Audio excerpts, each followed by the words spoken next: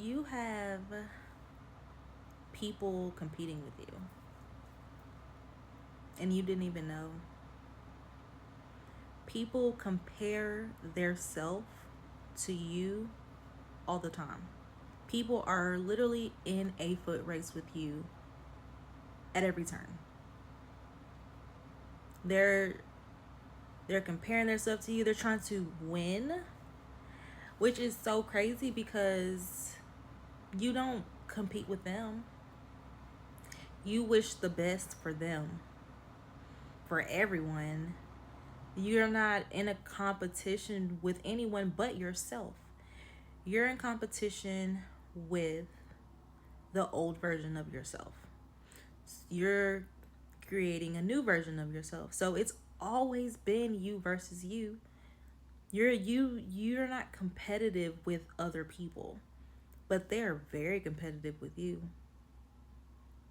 They they want to be better than you. 111. With some confirmation. They remember the old version of you. They remember who you used to be. And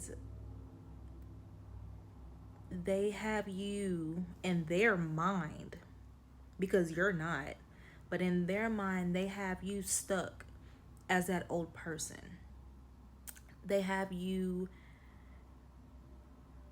they think that not necessarily that you're fake, but that you'll always be that old person you were. You were toxic and unhealed, and you did things, and that's what they remember about you. That's who they remember. And that's not, you being that old version of yourself is not a bad thing. No matter what you did or how you lived, you had to be that person at that time. It was survival. It was survival for you to be that person at that time. That's who you needed to be to protect yourself. That's what you needed. And there is no shame in that at all.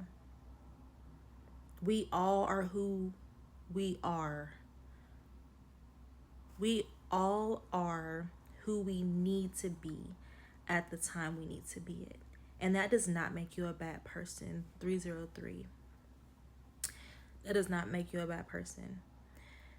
So forgive yourself. 313. Forgive yourself for being who you had to be to protect yourself. 321.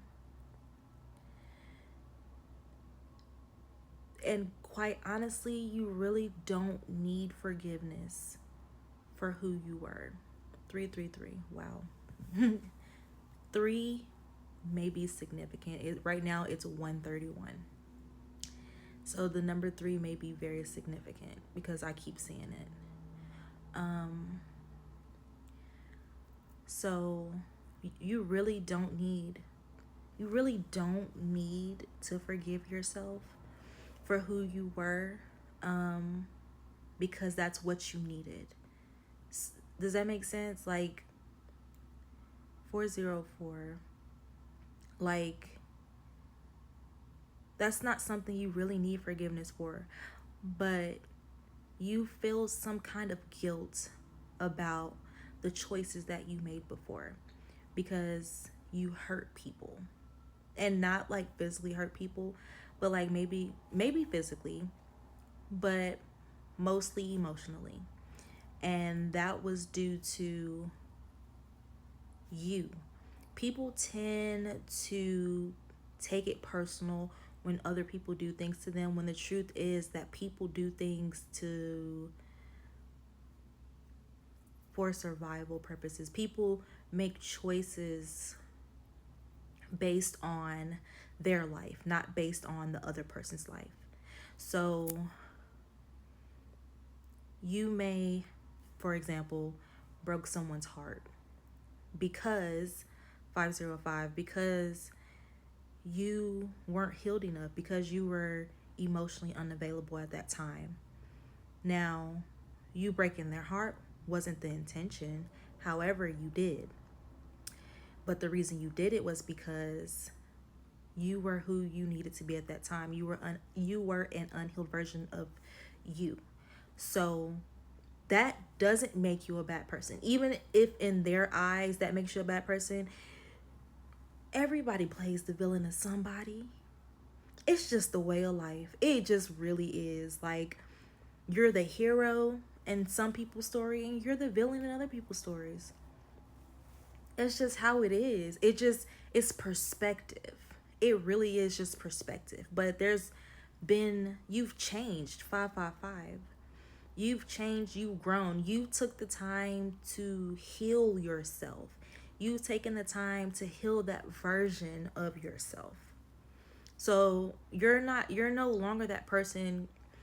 Like I said, your intentions was never to necessarily hurt anybody. And maybe in some cases it was.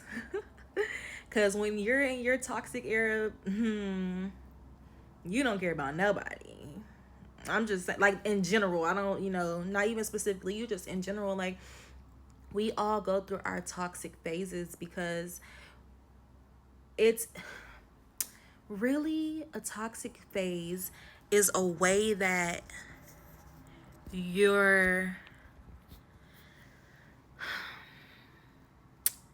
it's a way that you deal. It's not it, and I already said that, but it's like it keeps coming back up. It's like apparently you need to really 707, like somebody really needs to understand, like, we all go through a toxic phase because you grew up in a certain way. Your struggle might not have been physical. Your struggle might have been emotional or verbal. You might have been abused emotionally or verbally or mentally. It could have also been physically. But it's like the more the generations have went by, like the less healed they were before they had children. So it's like you're the black sheep. So you have taken on generational curses and don't even know it. And sometimes generational curses don't look how you think they look. Sometimes you're like, well, my mom used to do this, or my dad used to do this, or my grandparent used to do this, and now I'm picking up their ways and their habits. That might be a generational curse, 818. That might have been a generational curse. It might not have, because it's not necessarily a good thing, but, it's not, not the word. It's not necessarily a bad thing, basically. But it's something that each generation seems to repeat, and it's not beneficial.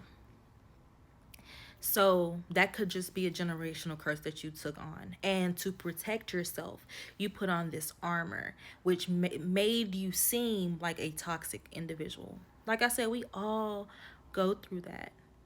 And so these people who are competing with you hold that in the forefront of their brain of who you are.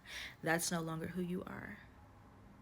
And they know it, but they can't help it because you're reflecting to them who they are not, because they are still in that toxic phase. They are still in that old version of well, technically it's not an old version of themselves if they're still the same person, 919. So